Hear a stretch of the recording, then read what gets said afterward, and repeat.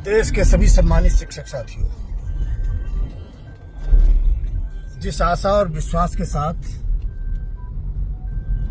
देश के लाखों लाख बेसिक शिक्षकों ने पुनर्विचार याचिका माननीय सर्वोच्च न्यायालय में दाखिल की थी, कल के निर्णय से निश्चित तौर पर आप लोग हताश हुए होंगे, निराश हुए होंगे, परेशान हुए होंगे और आज भी हो रहे होंगे। ऐसा नहीं, निश्चित तौर पर मुझे भी ऐसा निर्णय आने से आश्चर्य हुआ कि हमारी बात को उस तरीके से नहीं सुना गया, जो कानूनी मुद्दे थे उनके आधार पर हमको नहीं सुना गया, मानवीय दृष्टिकोण को नहीं अपनाया गया और देश के 28 लाख बेसिक शिक्षकों के परिवारों को मौत के कगार में ढकेलने का काम किया गया। यद्यपि मेरा सर्वोच्च न्यायालय के आदेश पर कोई टीका टिप्पणी करने का न कोई इरादा है, मैं उनके आदेश का सम्मान करता हूं, लेकिन निश्चित तौर पर अपने देश के 28 लाख बेसिक शिक्षकों की भी भावनाओं को ध्यान में रखते हुए ये निश्चित तौर पर ही हमारे लिए एक कष्ट का विषय है। लेकिन मैं आप सबको विश्वास दिलाता हूं, आप सबको भरोसा देने की कोशिश करना चाहता हूं कि आप लोग निराश न हो, हताश न हो, परेशान न हो। रास्ते अभी बंद नहीं है, रास्ते खुले हुए हैं। हम अन्य रास्तों के माध्यम से भी इस लड़ाई को लड़ने का काम करेंगे और देश के लाखों लाख बेसिक शिक्षकों को एकजुट करने का काम करेंगे। आज ऊहापोह की स्थिति में है, असमंजस की स्थिति में प्रदेश का बेसिक शिक्षक और देश का है। सर्वोच्च न्यायालय के आदेश ने निश्चित तौर पर हमको पीड़ा दी है और वो पीड़ा असहनीय पीड़ा है। आज निर्णय हमारे आपके विरोध में आया है, लेकिन इस निर्णय से एक बात साफ हो गई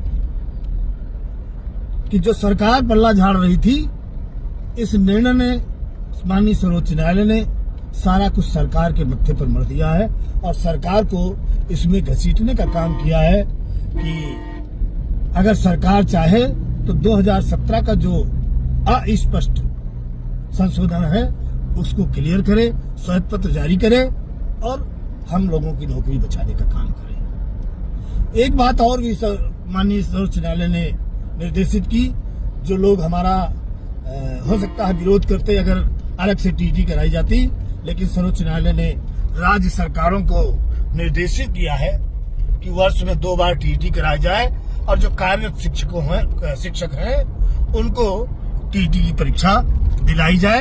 तो अब ये जिम्मेदारी राज्य सरकार के ऊपर भी डाल दी गई है। अब राज्य सरकार या केंद्र सरकार अपनी जिम्मेदारी से पल्ला नहीं झाड़ सकती।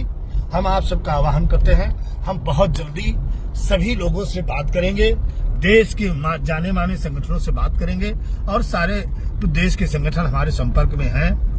लीगल टीम को भी बहुत बहुत धन्यवाद देना चाहेंगे कि कोई आरोप प्रत्यारोप उनके ऊपर करे, लेकिन लीगल टीम ने बड़ी मेहनत से, बड़ी मजबूती से इस लड़ाई को लड़ने का काम किया। सफलता असफलता तो ईश्वर के हाथ में है, वो उनके हाथ में नहीं थी, ना हमारे आपके हाथ में है। हमारा आपका काम था कि बड़ी मजबूती से इस लड़ाई को लड़ना और उस मजबूती से हमको लड़े और उसका एक फायदा हुआ कि माननीय सर्वोच्च न्यायालय ने 2 साल की बजाय 3 साल का मौका हमको दिया और अब हमको 1 साल और लड़ाई लड़ने का अवसर मिला है। इसलिए परेशान होने की जरूरत नहीं है। लीगल टीम पर आरोपित प्रत्यारोपित करने वालों लोगों को मैं कहना चाहता हूं कि अपने संवर्ग का हित सोचिए, अपने संवर्ग का हित कैसे होता है उसकी तरफ ध्यान दीजिए। किसी पर आरोप प्रत्यारोप करने की आवश्यकता नहीं है। लीगल टीम ने बड़ी मेहनत से लड़ाई लड़ी है, मैं उसको बहुत बहुत धन्यवाद देना चाहता हूं। और अब केवल और केवल एक कार्य करने की जरूरत है कि भारत सरकार के विरुद्ध एक जबरदस्त आंदोलन, एक दबाव बनाने की जरूरत है और वो एक दिन का आंदोलन नहीं होना चाहिए। ये आंदोलन अनवरत चले, चाहे जंतर मंतर पर बैठना पड़े, चाहे रामलीला मैदान में बैठना पड़े, चाहे अन्य किसी मानव संसाधन विकास मंत्रालय के कार्यालय पर बैठना पड़े, चाहे अध्यापक शिक्षा परिषद के कार्यालय पर बैठना पड़े, लेकिन लगातार चाहे 1 महीने, चाहे 2 महीने, चाहे 4 महीने, चाहे आमरण अनशन, चाहे भूख हड़ताल, जो भी कुछ करना पड़े, सभी को एकजुट होकर के इस लड़ाई को लड़ना पड़ेगा और हमें भारत सरकार को मजबूर करना पड़ेगा कि वो धारा 123 के तहत अध्यादेश ला करके संसद में उस 2017 का जो स्पष्ट अमेंडमेंट है उसको स्पष्ट करे और देश के 28 लाख बेसिक शिक्षकों की नौकरी बचाने का काम करे। आप सब लोग निराश न हो, हताश न हो, किसी की नौकरी नहीं जाएगी। हम लोग लड़ेंगे, हम लोग एक साथ एक मंच पर लड़ेंगे, कंधे से कंधा मिलाकर लड़ेंगे। हमें आप सबको इस संकट की घड़ी में एकजुट रहना है, एक साथ रहना है। धन्यवाद। जय शिक्षक, जय भारत।